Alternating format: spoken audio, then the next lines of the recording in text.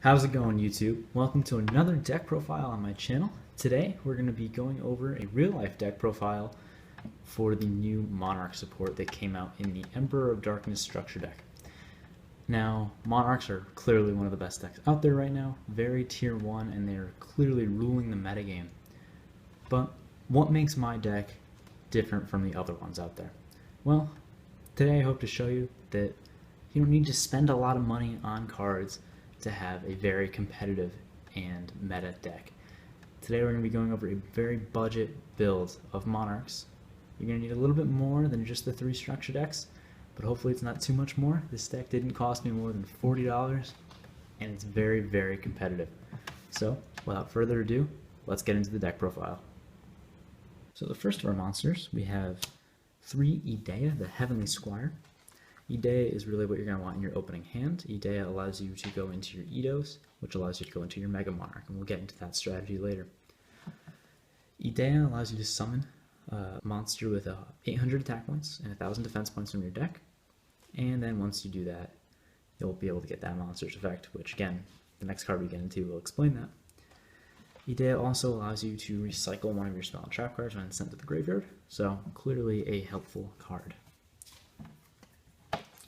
Another structure deck card, this is the card I was alluding to, which is Eidos, the Underworld Squire.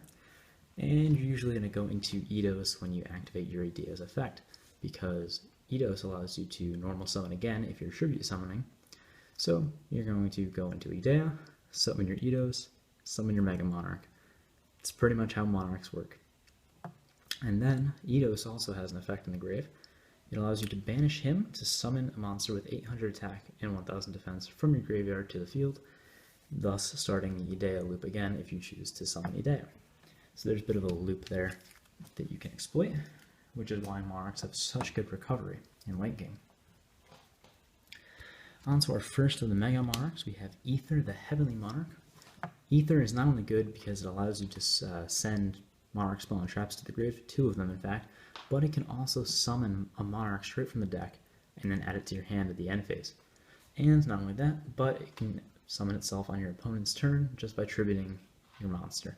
And then it starts the effect, starts a loop, and you see where this is going. And on to our next Monarch, we have 3 Erebus, the Underworld Monarch. Erebus, just like Ehther, will allow you to send 2 spell and traps from your deck to your grave, which obviously Monarch spell and traps work from the grave very well.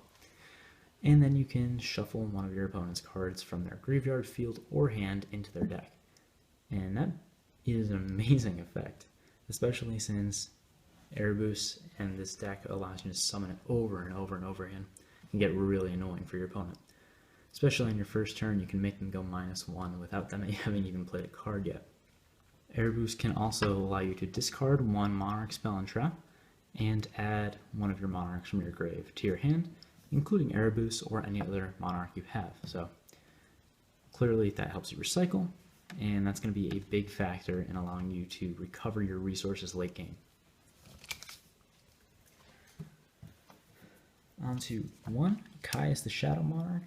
A lot of people don't like to play the original Monarchs. I think Caius is really one of the only ones worth playing. It allows you to banish a card on the field, which, if you have a problem card, can be very helpful, and it's only a 1 tribute card, so every deck needs one of those, right? On to another one of the original Monarchs. Didn't see as much play until this deck came out, I don't think. It's Kuraz, the Light Monarch, and this is an interesting card, very versatile. It can pop 2 cards on the field and allow you to draw that many. Well, whoever got the cards popped at least. So if you decide to pop 2 cards in your opponent's field, they also get to draw 2 cards. So it comes at a cost. But if you pop 2 of your own cards, including Kuraz, you're allowed to draw cards as well. So it can be a versatile card depending on what you need. If you need draw power, it becomes that. If you need destruction, it becomes that. Which is why I played it 1. Some people played it 2, and I can understand that, but I think 1's enough because it's kind of dead in the hand. On to the only original Mega Monarch that we're playing, which is Thestalos, the Mega Monarch.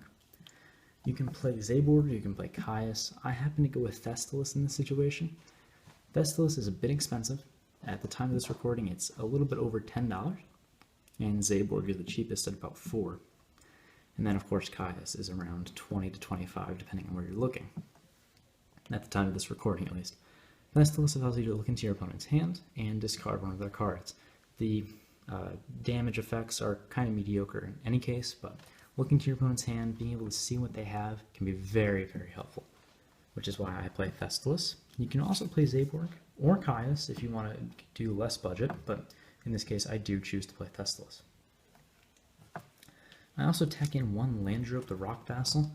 People don't like to play the Vassals, and I can understand why. They can be a bit slow, but Landrobe I think is the best one.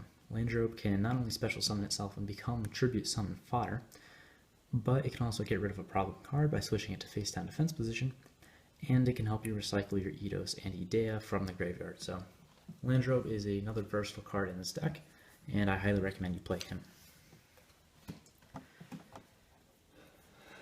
Next we have two Majesty's Fiend. Majesty's Fiend and Vanity's Fiend are two cards that a lot of people like to play in Monarchs because once Monarch gets set up, they're very hard to stop. And Majesty's Fiend is a great example of that because once you set up good field position, you can negate all monster effects on the field, which is absolutely incredible. That basically means, for any of you old school players that remember the card last turn, that basically means you're saying, my cards are going to be better than yours, and there's nothing you can do about it. That means your opponent is now relying on spell and traps to defeat you, or running over your Majesty's Fiend to be able to use their monster effects. So, will that be able to happen with the attack power that this card has, or the Mega Monarchs have, or the spell and trap card support that the Monarchs have that allow them to be protected from other spell and traps? Not so sure. But I do play Majesty's Fiend at 2. Some people like Vanity's Fiend. I actually prefer Majesty's Fiend, and it's cheaper, so helps with the budget. And for the last monster, we have one Effect Veiler, which is pretty self-explanatory. You want to be able to protect your Monarchs, and Effect Veiler is one of the best cards at protecting monsters. So that's it for the monsters, and let's move on to the spells. Alright, we do play a lot of spells in this deck, but this should move fairly quickly because the spells are very self-explanatory. First off, we have 3 Pantheism of the Monarchs. This is your draw power card. Discard a Monarch spell and trap, draw 2 cards. When it's in the grave, banish it, and you can add one of the 3 cards that you select. And that's pretty much all there is about this card. It's an absolutely incredible card. You can't play this card any less than 3. It's one of the best cards in the deck, if not the best, and it really helps the consistency of this deck. Next, we have another spell that we're playing at 3, which is Tenacity of the Monarchs. Reveal a Monarch in your hand, or Majesty's Fiend in this case, and add a Monarch spell and trap. It's just that easy. Now we have 3, the Monarchs Stormforth. And I usually maybe activate this once a duel, but it's also fodder for Pantheism. You can discard it, and you won't really be missing it. It can help you get rid of problem cards. It can help you get out your monsters quicker, and of course, it can be fodder for the cards that need you to discard Monarch spell and traps. So take it for what you will. I do play it at 3, but I feel like you can probably play it at less if you feel inclined to do so. 2, Domain of the True Monarchs are up next. I love this card because it prevents your opponent from summoning from the extra deck, which shuts down so many decks nowadays.